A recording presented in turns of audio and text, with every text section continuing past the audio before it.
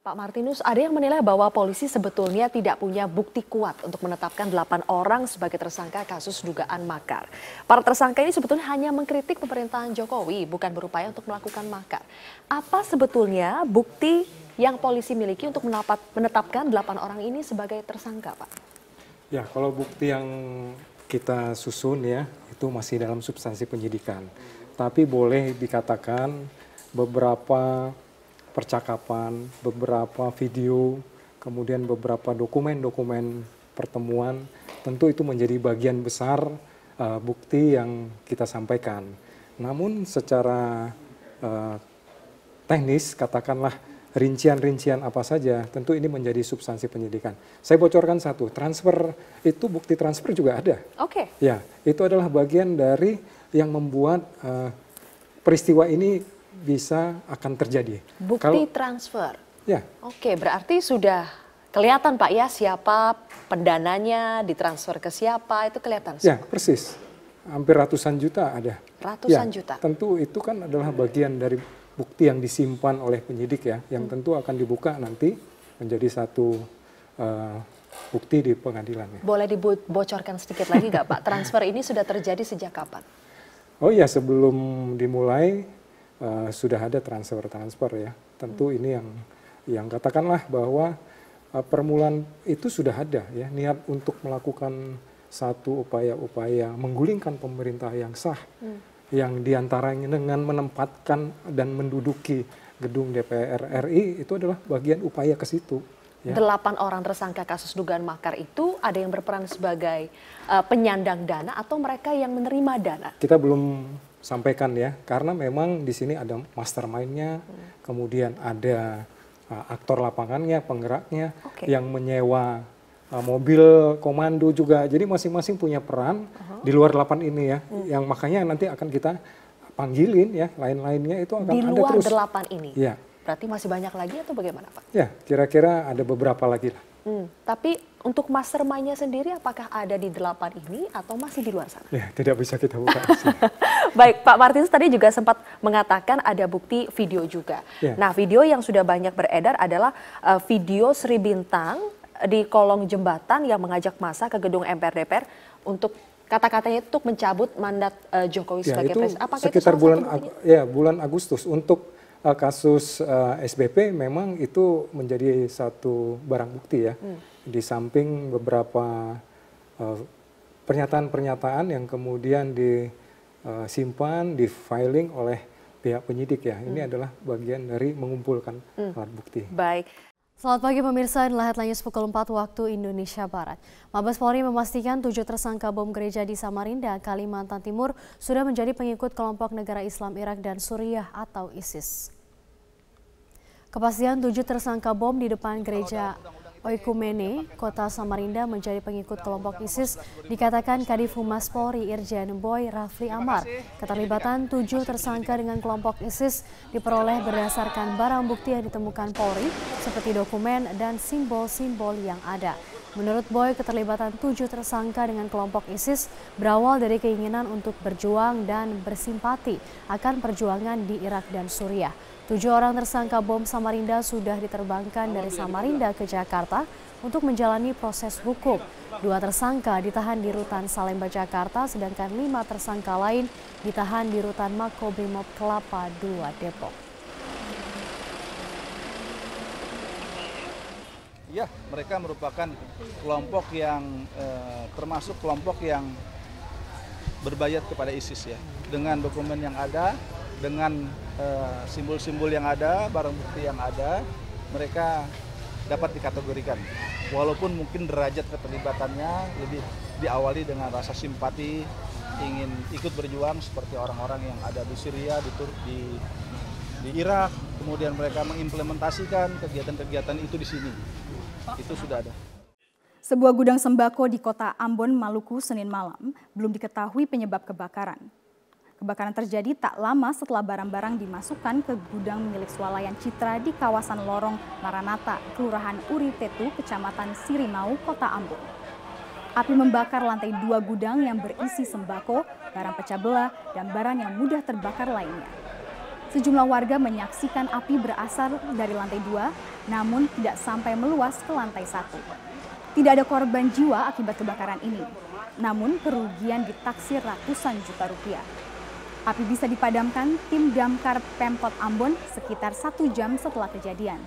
Polisi akan meminta keterangan orang yang berada di gudang saat kebakaran, termasuk memeriksa kamera CCTV.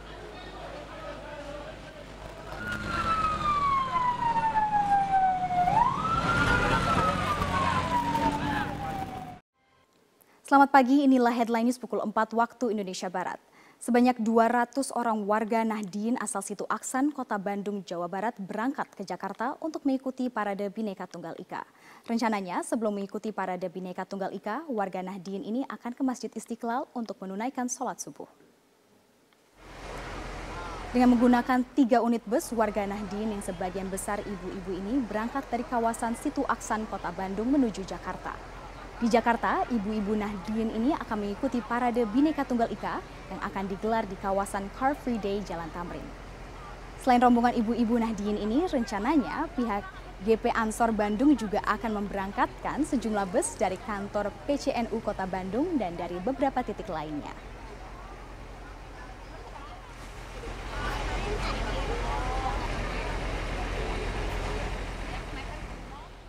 Oke, saya akan tanya dulu, ada kuasa hukum dari Buniani, Pak Aldwin Rahardian. Pak Aldwin, selamat malam. Ya, malam.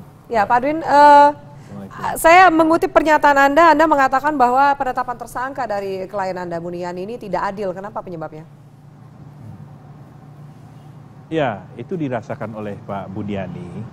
Artinya begini, prosesnya kurang fair. Meskipun itu hak tersendiri ya penyidik, baik itu dia punya hak subjektif ataupun objektif. Hanya kemudian pertama begini kronologisnya. Beliau dipanggil itu pertama kali sebagai saksi, ya. Beliau datang, terus kemudian pemeriksaan dimulai, berakhir di kurang lebih pukul 20, pukul 8.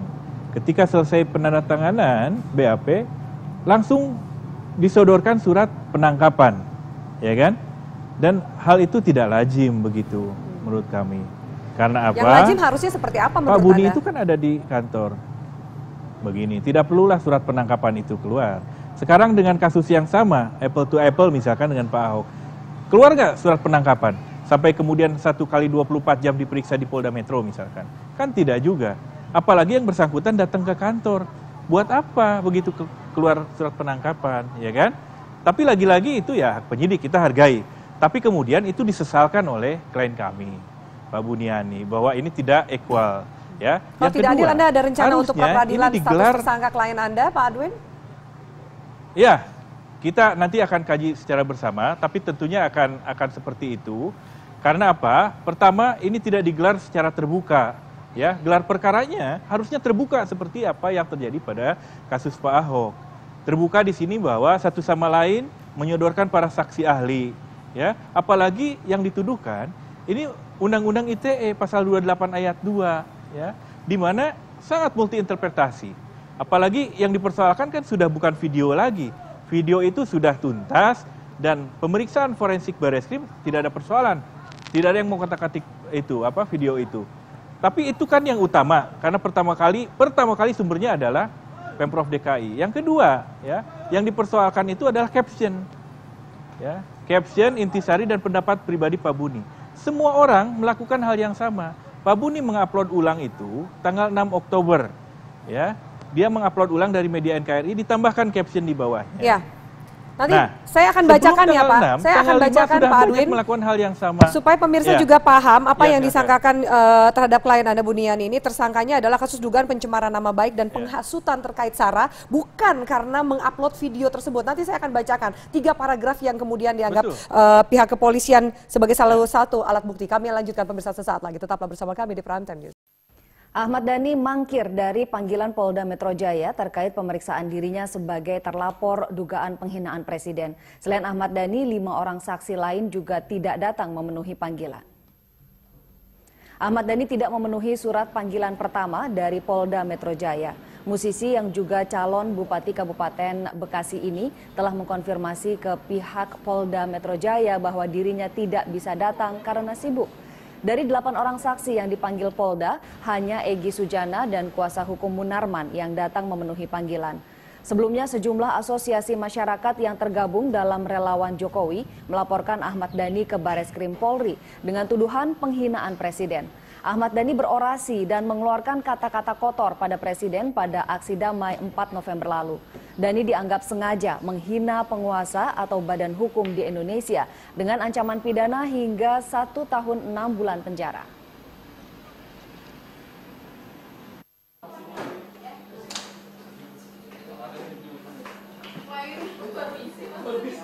Ya, itu nanti ada yang ngambil kursi lagi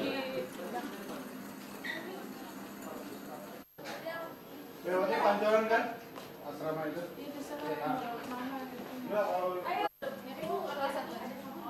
Identitasnya ditinggal? Iya. Saksi sendiri yang bisa hadir yaitu Bapak Egy Sujana. Tadi sekitar pukul 11.00 yang bersangkutan sudah hadir di Polda Metro Jaya. Kemudian ada 2 saksi lagi yang belum ada konfirmasi ke penyidik yaitu Saudara Habib Rizik dan Saudara Amin Rais. Sementara itu, calon gubernur DKI Jakarta Agus Harimurti mencoba mencari dukungan dari komunitas wanita dengan menjanjikan sejumlah fasilitas umum ramah perempuan. Sementara itu, calon nomor urut 3 Anies Baswedan mendatangi Pondok Pesantren Darujana untuk memperingati Hari Guru. Agus Yudhoyono menghadiri acara yang diadakan komunitas perempuan di kawasan Pejompongan, Jakarta Barat. Ia yang sempat berkarir di militer berdialog dengan warga seputar isu prostitusi di sejumlah wilayah di Jakarta. Putra sulung Susilo Bambang Yudhoyono ini berjanji akan membasmi prostitusi secara komprehensif jika nanti ia terpilih.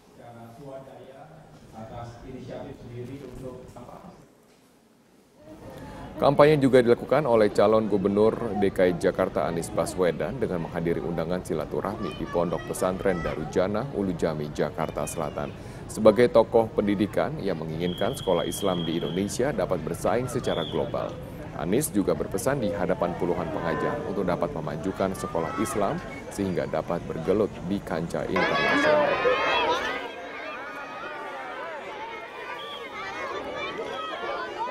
Beralih ke Jawa Barat, sebanyak 151 warga desa Cikatomas, Kecamatan Cipatat, Kabupaten Bandung mengungsi akibat bencana pergeseran tanah yang merusak rumah mereka. Kondisi posko pengungsian yang dibangun dadakan pun dibuat seadanya.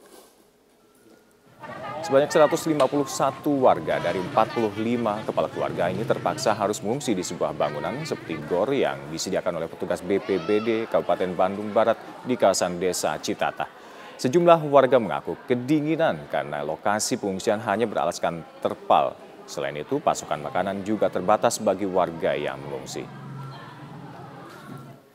Pemirsa, sebelumnya bencana pergerakan tanah terjadi pada hari Minggu lalu. Kini pergeseran tanah semakin meluas hingga lebih dari 35 rumah warga mengalami rusak permanen dan retak. Bahkan akses jalan pun terputus sepanjang 3 km yang menghubungkan 3 desa dan membahayakan jiwa. Petugas BPBD setempat mensterilkan kawasan ini. Ada hujan waktu hari Jumat dari jam 11 sampai malam. Pas kejadian jam 6 ambruk, rumah saya ambruk, terus airnya juga besar dari itu. Banjir bandang gitu. Tapi nggak ada selamat ya semuanya? Selamat, alhamdulillah, jiwa cuma. Perabotan juga alhamdulillah bisa dikemas, cuman entah di mana gitu. Bu, udah berapa lama di sini mengungsi? Udah 3 hari 3 malam di sini. Selamat malam, Anda menyaksikan Headline News pukul 21 waktu Indonesia Barat. Pemirsa, Polda Metro Jaya telah menetapkan Buniyani sebagai tersangka terkait dugaan pencemaran nama baik. Untuk mengetahui informasi selengkapnya, kita simak langsung mendengarkan keterangan pers dari Kabid Humas Polda Metro Jaya, Kombes Pol Awi Setiono. Romawi 10 2016 PMJ di Reskrim Sus pada tanggal 7 Oktober 2016. Kita ketahui bersama bahwasannya LB tersebut pelapornya adalah Andi Windo Wahidin SHMH. Kasusnya tentang pencemaran nama baik dan penghasutan atau SARA. Adapun untuk identitas terlapor, yaitu nama BY, jenis kelamin laki-laki, tempat tanggal lahir Lombok Timur 16 Mei 1969, pekerjaan dosen agama Islam, Kewarganegaraan Indonesia, alamat Kalibaru, Permai, Blok B2, nomor 15, RT 002007, Kelurahan Kalibaru, Kecamatan Cilodong, Depok, Jawa Barat. Hasil dari proses penyidikan selama ini yang telah dilakukan oleh Subdit Cybercrime Polda Metro Jaya sudah melakukan pemeriksaan terhadap saksi-saksi, kemudian saksi ahli, sampai dengan hari ini kita telah melakukan pemanggilan terhadap terlapor. Tadi pagi sekitar jam berapa tadi Pak Roberto? Jam 11 ya. Ya, kita panggil jam 10, jam 11 hadir sebagai saksi, dan tadi sampai dengan pukul sekitar 19.30 ya, selesai dilakukan pemeriksaan sebagai saksi. Namun demikian dengan hasil pemeriksaan, hasil konstruksi hukum, pengumpulan alat-alat bukti dari penyidik pada kesempatan malam hari ini sekitar pukul 20.00 dengan bukti permulaan yang cukup, yang bersangkutan saudara BY kita naikkan statusnya menjadi tersangka. Bahwasanya yang bersangkutan dari tuduhan persangkaan oleh pelapor terkait dengan pencemaran nama baik dan penghasutan SARA yang dapat kita penuhi terkait dengan unsur-unsur perbuatan pidananya, yaitu terkait dengan Gubernur Petahana DKI Jakarta Basuki Cahayapurnama belusukan di kawasan Pulau Mas Rawamangun, Jakarta Timur. Kedatangan Ahok disambut penuh antusias oleh warga. Bahkan untuk berjalan sejauh 100 meter saja membutuhkan waktu hampir 2 jam.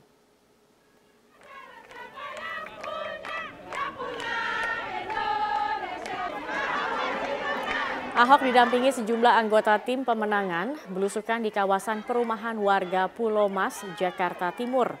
Dalam belusukan kali ini, pada awalnya Ahok mengaku ingin melihat permukiman yang dulunya kerap menjadi wilayah langganan banjir. Namun kini telah berkurang setelah normalisasi sungai selesai dilakukan. Tingginya antusiasme warga disambut baik oleh Ahok, bahkan untuk menyusuri rute belusukan yang hanya berkisar 100 meter, ini membutuhkan waktu hampir 2 jam lamanya.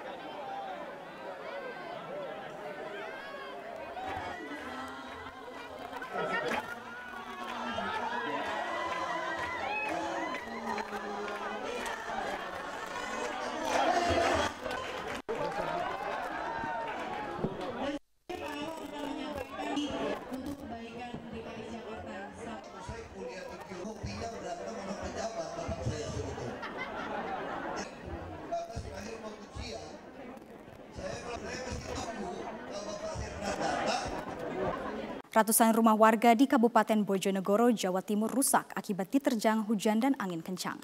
Meski tidak ada korban jiwa, namun akibat insiden ini warga menderita kerugian hingga puluhan juta rupiah. Dengan dibantu sejumlah petugas, warga bergotong royong memperbaiki rumah mereka yang rusak akibat diterjang hujan dan angin kencang. Selain menerjang rumah, hujan lebat yang disertai angin kencang tersebut juga merusak puluhan pohon dan sejumlah fasilitas umum. Hingga hari ini petugas masih melakukan pendataan untuk merinci jumlah kerugian masing-masing warga yang rumahnya rusak. Sebelumnya, hujan lebat yang disertai tiupan angin kencang melanda hampir di seluruh wilayah Kabupaten Bojonegoro, Jawa Timur pada Senin siang.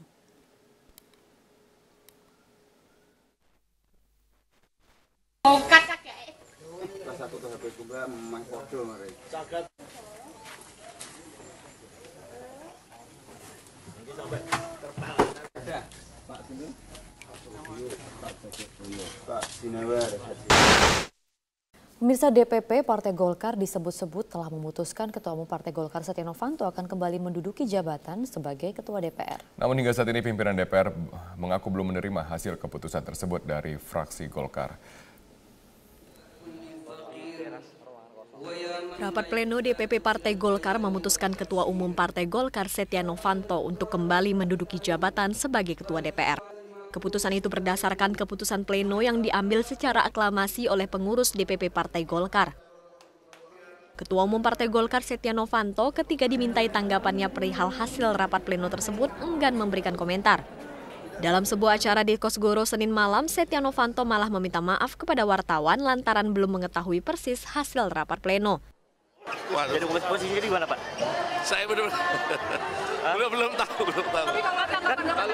Kalau iya, Pak. Seperti apa, Pak? Belum tahu nih. Kalau Bapak suruh mimpin lagi siap?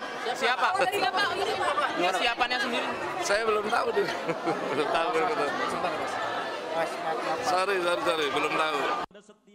Sementara itu, Wakil Ketua DPR Fadlizon mengaku belum menerima surat pemberitahuan hasil rapat pleno Golkar yang mengembalikan jabatan Ketua DPR kepada Setia Novanto.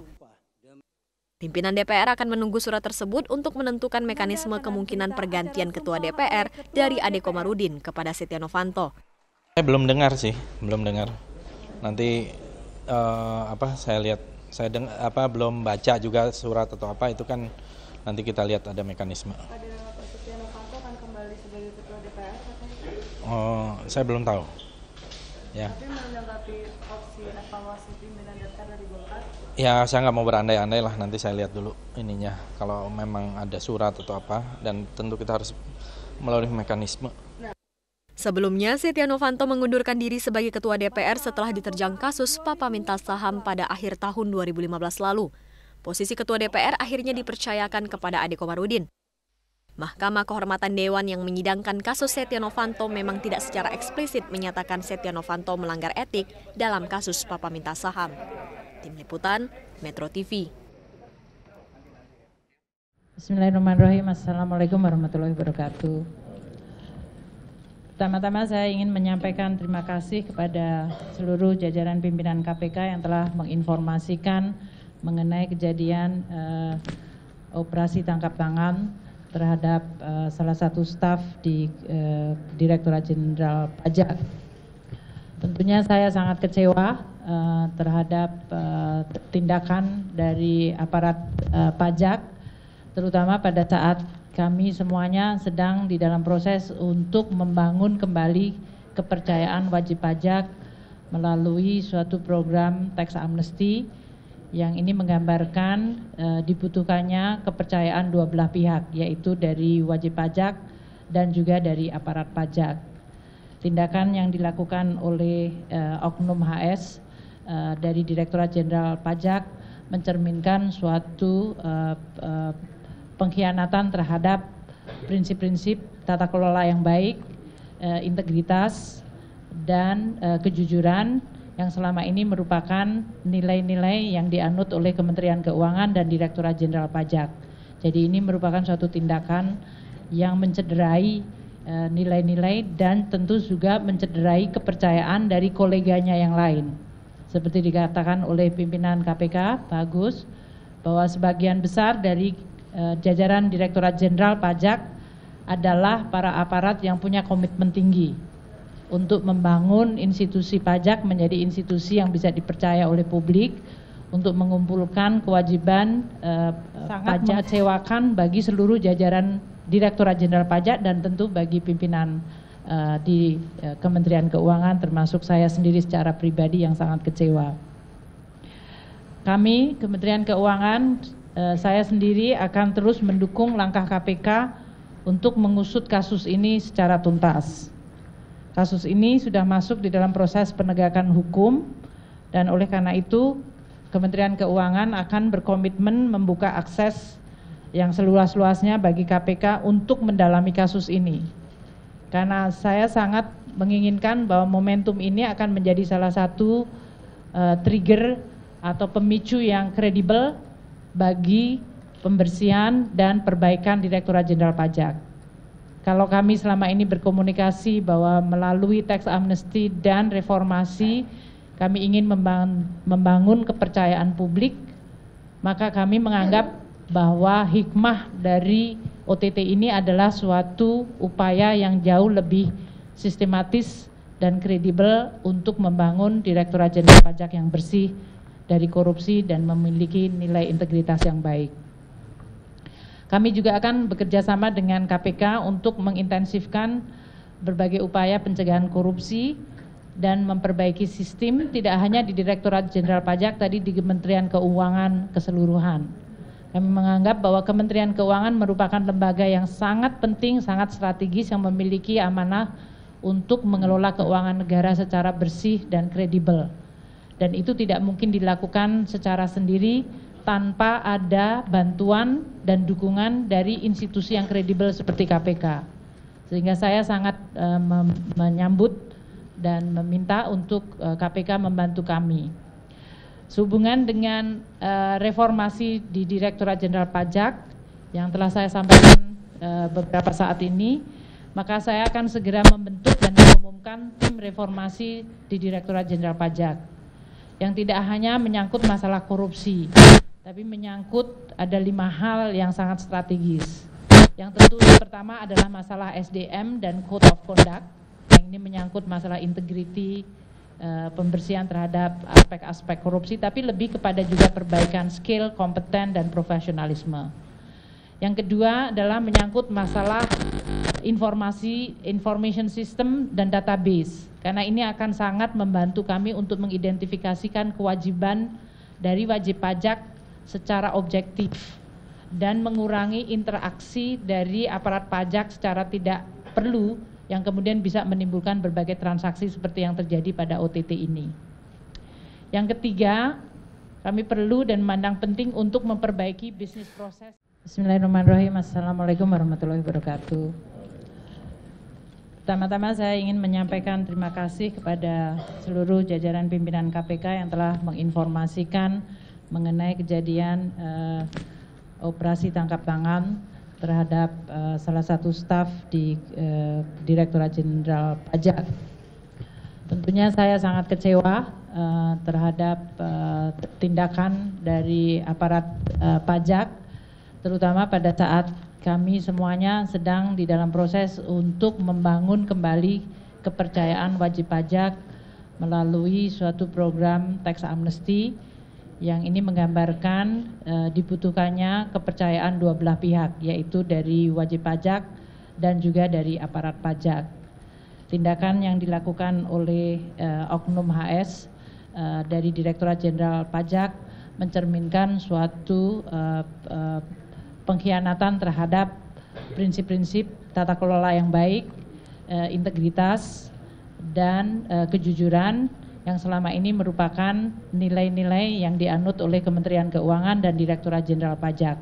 Jadi ini merupakan suatu tindakan yang mencederai nilai-nilai dan tentu juga mencederai kepercayaan dari koleganya yang lain.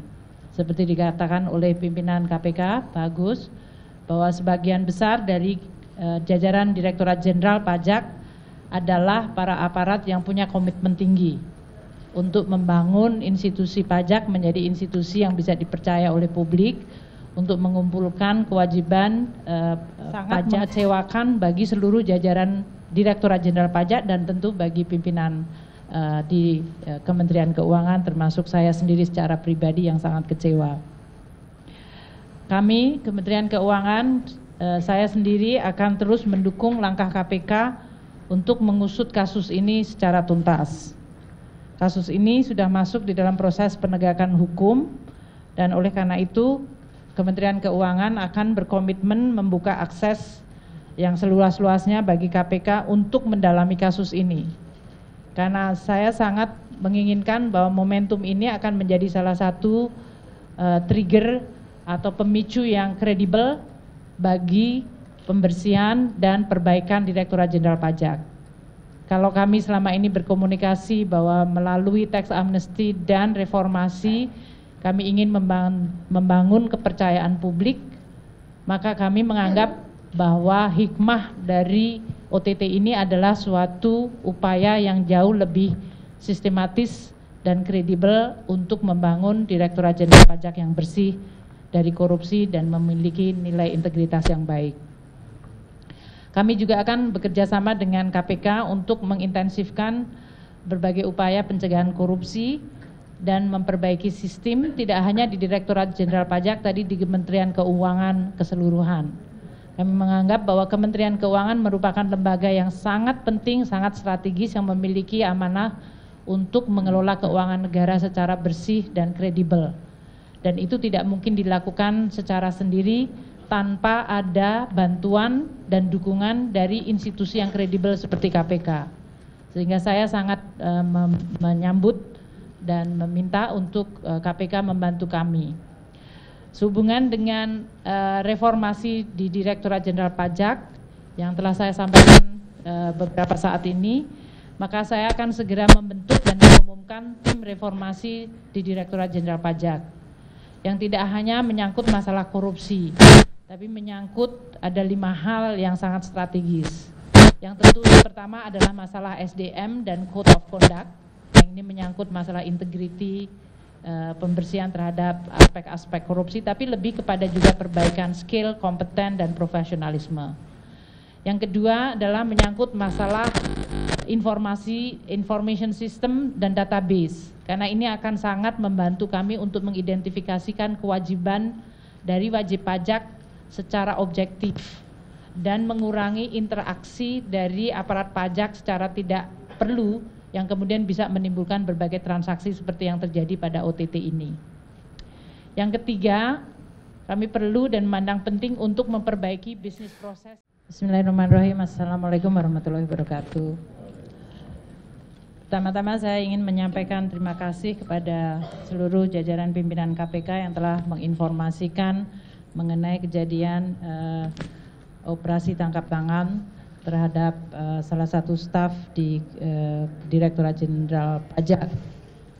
Tentunya saya sangat kecewa terhadap tindakan dari aparat pajak, terutama pada saat kami semuanya sedang di dalam proses untuk membangun kembali kepercayaan wajib pajak melalui suatu program tax amnesty yang ini menggambarkan dibutuhkannya kepercayaan dua belah pihak, yaitu dari wajib pajak dan juga dari aparat pajak.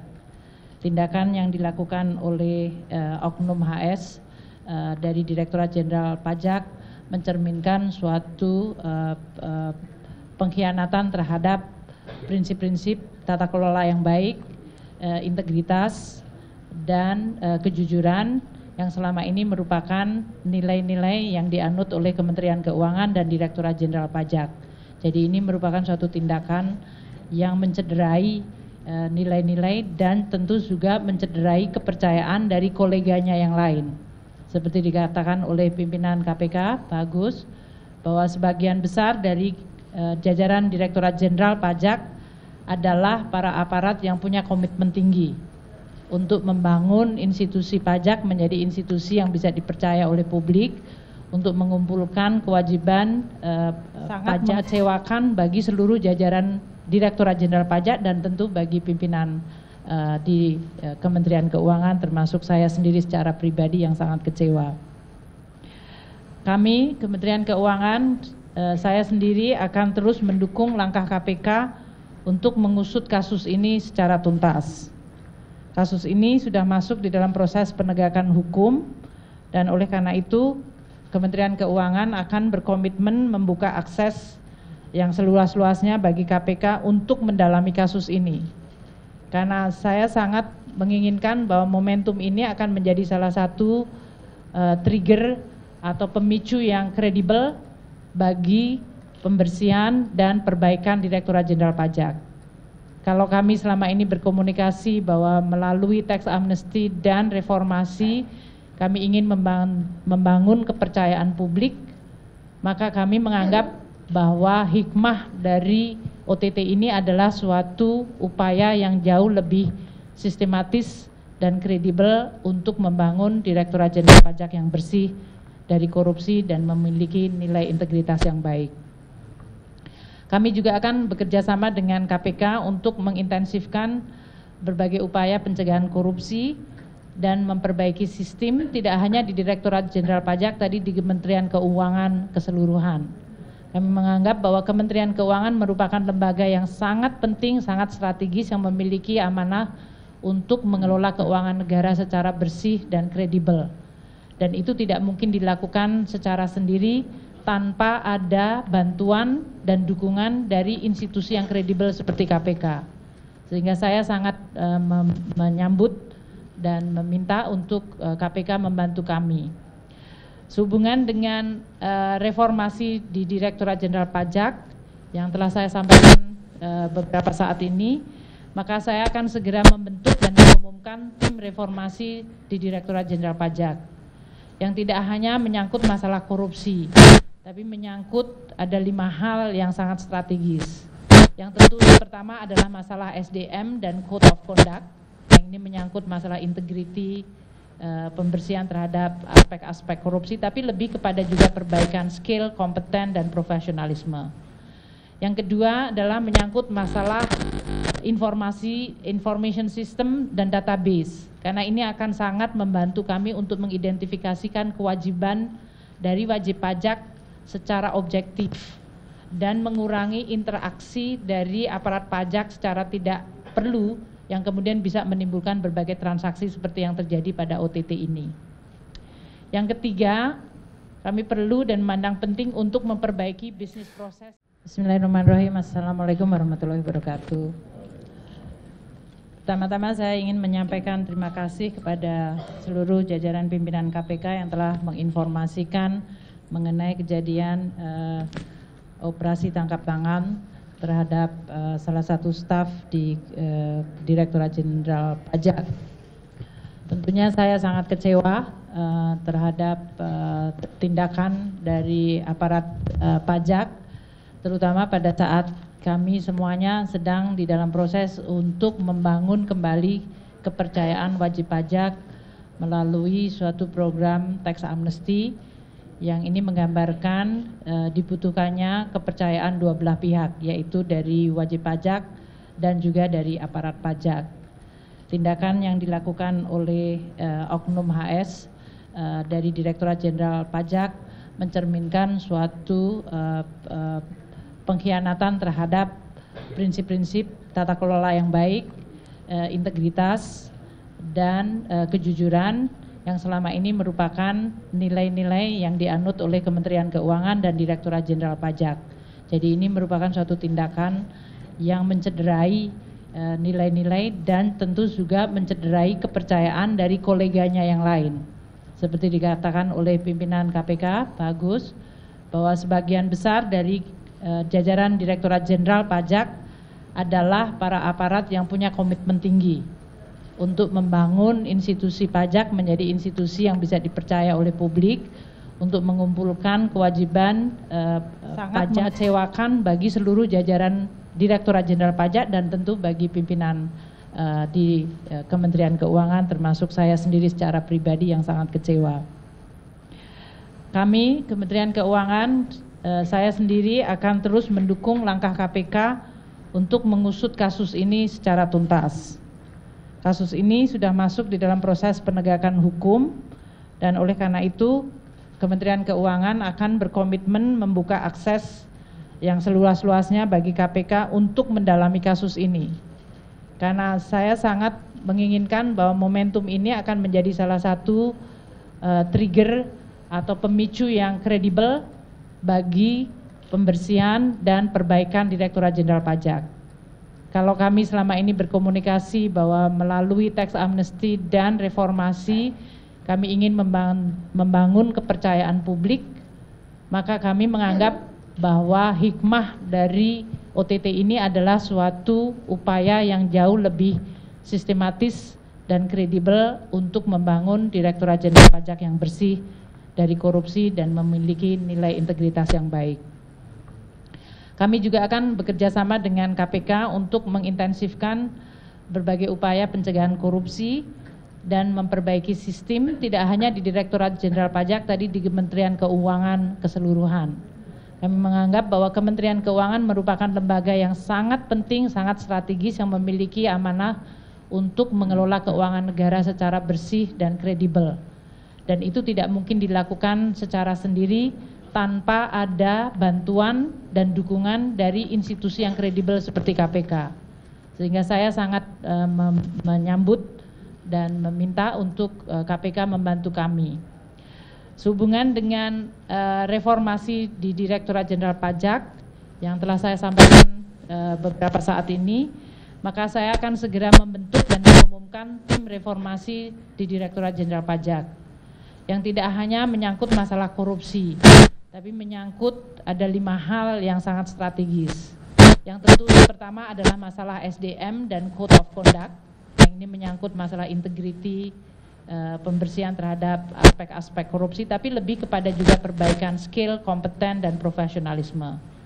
Yang kedua adalah menyangkut masalah information system dan database, karena ini akan sangat membantu kami untuk mengidentifikasikan kewajiban dari wajib pajak secara objektif dan mengurangi interaksi dari aparat pajak secara tidak perlu yang kemudian bisa menimbulkan berbagai transaksi seperti yang terjadi pada OTT ini. Yang ketiga, kami perlu dan memandang penting untuk memperbaiki bisnis proses. Bismillahirrahmanirrahim. Assalamualaikum warahmatullahi wabarakatuh. Pertama-tama saya ingin menyampaikan terima kasih kepada seluruh jajaran pimpinan KPK yang telah menginformasikan mengenai kejadian operasi tangkap tangan terhadap salah satu staf di Direktorat Jenderal Pajak. Tentunya saya sangat kecewa terhadap tindakan dari aparat pajak, terutama pada saat kami semuanya sedang di dalam proses untuk membangun kembali kepercayaan wajib pajak melalui suatu program tax amnesty yang ini menggambarkan dibutuhkannya kepercayaan dua belah pihak, yaitu dari wajib pajak dan juga dari aparat pajak. Tindakan yang dilakukan oleh Oknum HS dari Direktorat Jenderal Pajak mencerminkan suatu pengkhianatan terhadap prinsip-prinsip tata kelola yang baik, integritas, dan kejujuran yang selama ini merupakan nilai-nilai yang dianut oleh Kementerian Keuangan dan Direktorat Jenderal Pajak. Jadi ini merupakan suatu tindakan yang mencederai nilai-nilai dan tentu juga mencederai kepercayaan dari koleganya yang lain. Seperti dikatakan oleh pimpinan KPK, Pak Agus, bahwa sebagian besar dari jajaran Direktorat Jenderal Pajak adalah para aparat yang punya komitmen tinggi untuk membangun institusi pajak menjadi institusi yang bisa dipercaya oleh publik untuk mengumpulkan kewajiban sangat mengecewakan bagi seluruh jajaran Direktorat Jenderal Pajak dan tentu bagi pimpinan di Kementerian Keuangan termasuk saya sendiri secara pribadi yang sangat kecewa. Kami Kementerian Keuangan, saya sendiri akan terus mendukung langkah KPK untuk mengusut kasus ini secara tuntas. Kasus ini sudah masuk di dalam proses penegakan hukum dan oleh karena itu Kementerian Keuangan akan berkomitmen membuka akses yang seluas-luasnya bagi KPK untuk mendalami kasus ini. Karena saya sangat menginginkan bahwa momentum ini akan menjadi salah satu trigger atau pemicu yang kredibel bagi pembersihan dan perbaikan Direktorat Jenderal Pajak. Kalau kami selama ini berkomunikasi bahwa melalui tax amnesty dan reformasi kami ingin membangun kepercayaan publik, maka kami menganggap bahwa hikmah dari OTT ini adalah suatu upaya yang jauh lebih sistematis dan kredibel untuk membangun Direktorat Jenderal Pajak yang bersih dari korupsi dan memiliki nilai integritas yang baik. Kami juga akan bekerja sama dengan KPK untuk mengintensifkan berbagai upaya pencegahan korupsi dan memperbaiki sistem tidak hanya di Direktorat Jenderal Pajak, tadi di Kementerian Keuangan keseluruhan. Kami menganggap bahwa Kementerian Keuangan merupakan lembaga yang sangat penting, sangat strategis yang memiliki amanah untuk mengelola keuangan negara secara bersih dan kredibel. Dan itu tidak mungkin dilakukan secara sendiri tanpa ada bantuan dan dukungan dari institusi yang kredibel seperti KPK. Sehingga saya sangat menyambut dan meminta untuk KPK membantu kami. Sehubungan dengan reformasi di Direktorat Jenderal Pajak yang telah saya sampaikan beberapa saat ini, maka saya akan segera membentuk dan mengumumkan tim reformasi di Direktorat Jenderal Pajak yang tidak hanya menyangkut masalah korupsi, tapi menyangkut ada 5 hal yang sangat strategis. Yang tentu pertama adalah masalah SDM dan Code of Conduct, yang ini menyangkut masalah integriti, pembersihan terhadap aspek-aspek korupsi, tapi lebih kepada juga perbaikan skill, kompeten, dan profesionalisme. Yang kedua adalah menyangkut masalah information system dan database, karena ini akan sangat membantu kami untuk mengidentifikasikan kewajiban dari wajib pajak secara objektif dan mengurangi interaksi dari aparat pajak secara tidak perlu yang kemudian bisa menimbulkan berbagai transaksi seperti yang terjadi pada OTT ini. Yang ketiga, kami perlu dan memandang penting untuk memperbaiki bisnis proses. Bismillahirrahmanirrahim. Assalamualaikum warahmatullahi wabarakatuh. Pertama-tama saya ingin menyampaikan terima kasih kepada seluruh jajaran pimpinan KPK yang telah menginformasikan mengenai kejadian operasi tangkap tangan terhadap salah satu staf di Direktorat Jenderal Pajak. Tentunya saya sangat kecewa terhadap tindakan dari aparat pajak, terutama pada saat kami semuanya sedang di dalam proses untuk membangun kembali kepercayaan wajib pajak melalui suatu program tax amnesty yang ini menggambarkan dibutuhkannya kepercayaan dua belah pihak, yaitu dari wajib pajak dan juga dari aparat pajak. Tindakan yang dilakukan oleh Oknum HS dari Direktorat Jenderal Pajak mencerminkan suatu pengkhianatan terhadap prinsip-prinsip tata kelola yang baik, integritas, dan kejujuran yang selama ini merupakan nilai-nilai yang dianut oleh Kementerian Keuangan dan Direktorat Jenderal Pajak. Jadi ini merupakan suatu tindakan yang mencederai nilai-nilai dan tentu juga mencederai kepercayaan dari koleganya yang lain. Seperti dikatakan oleh pimpinan KPK, Pak Agus, bahwa sebagian besar dari jajaran Direktorat Jenderal Pajak adalah para aparat yang punya komitmen tinggi untuk membangun institusi pajak menjadi institusi yang bisa dipercaya oleh publik, untuk mengumpulkan kewajiban sangat mengecewakan bagi seluruh jajaran Direktorat Jenderal Pajak dan tentu bagi pimpinan di Kementerian Keuangan, termasuk saya sendiri secara pribadi yang sangat kecewa. Kami Kementerian Keuangan, saya sendiri akan terus mendukung langkah KPK untuk mengusut kasus ini secara tuntas. Kasus ini sudah masuk di dalam proses penegakan hukum dan oleh karena itu Kementerian Keuangan akan berkomitmen membuka akses yang seluas-luasnya bagi KPK untuk mendalami kasus ini.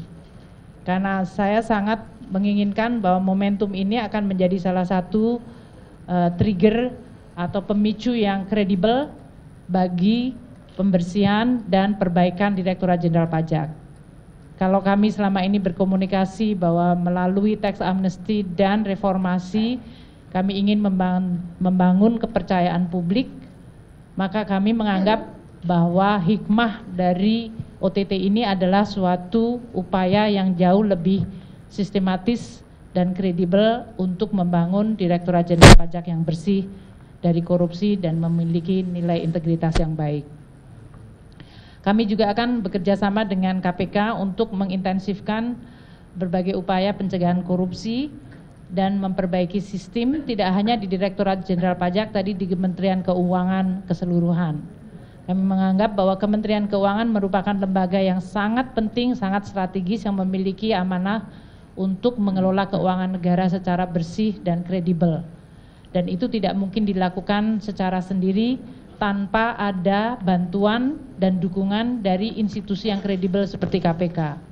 Sehingga saya sangat menyambut dan meminta untuk KPK membantu kami.